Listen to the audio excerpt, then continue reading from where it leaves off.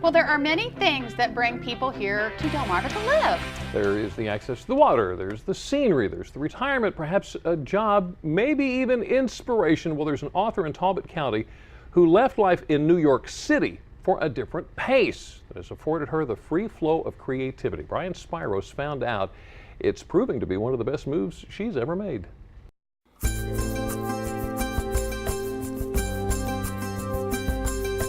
She's had a long-standing career in the art world, not to mention in magazine publishing. And if you ask Amy Abrams what it took to get there, she'll tell you dedication. Pretty much during my career was the first one in the office and the last one to leave. This New York native started out with an art history degree. In the 1980s, she landed a receptionist position at a growing magazine in New York City. It was being at the right place at the right time. The publication was Art and Antiques. And we grew that over the 8 years that I was there into the most widely circulated art magazine in the country. So I learned a tremendous amount and rose up on the business side. She then became an associate publisher for a magazine in Washington, D.C.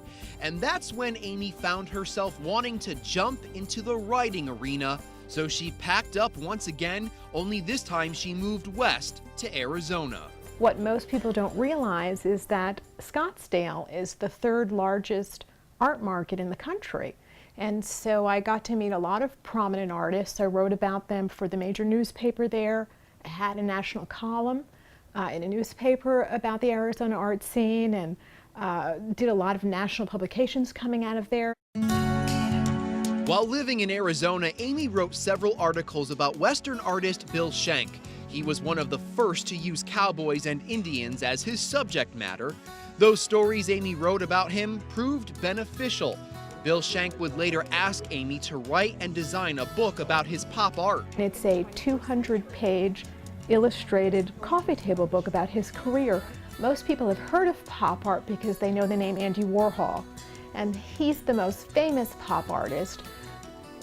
Most people are kind of confused with what it is. It's very simple. It's paintings about popular culture. So you might take advertising icons or supermarket items and make them art, deem them art. The book is titled Schenck in the 21st Century. The book is subtitled The Myth of the Hero and the Truth of America, the hero being the cowboy.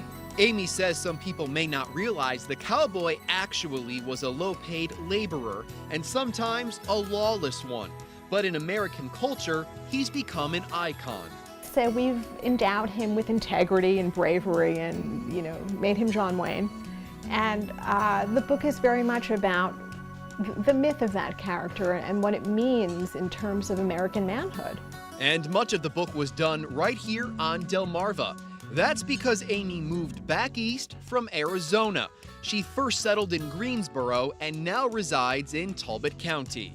There's something about the feeling of this area, of the shore, of its many miles of shoreline, of the boating community, of the history of the watermen, of a lot of the people who have relocated here from prominent cities, D.C. or New York, who were kind of low-key but have had very interesting careers. I mean, so many of these things are fused together that make it an appealing place for me.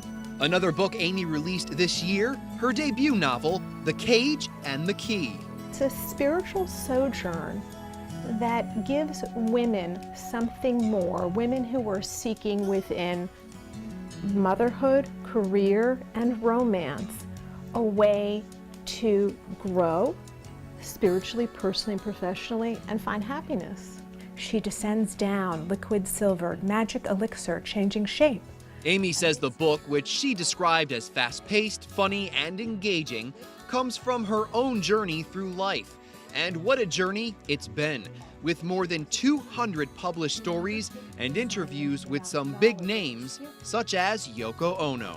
She was so forthcoming about losing John Lennon, as everyone knows, is one of the Beatles, and it was just really heart-wrenching to hear how her loss was so personal, and yet we just sort of took it as a global loss. And what she went through in losing her husband and the father of her child. Aside from her latest work, Amy is a co-fiction editor for the Delmarva Review, and you'll even find some of her work in Shore Life.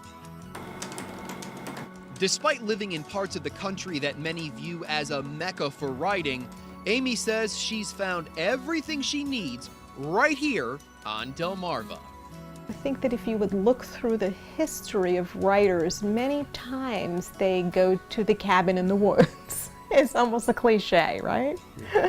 So there's peace and quiet, I think, allows the mind to wander. Now, are you an aspiring writer? Amy has some advice for you. She says it always helps to read literature by someone you consider a good writer. And understand that when you submit pieces of writing for publication, you're going to get your fair share of rejections. Don't let that discourage you. If you'd like more information on Amy Abrams, just go to delmarvalife.com. It seems like every time we meet a new author, it makes me want to become an author, author. Yeah, it just seems so cool. That's great.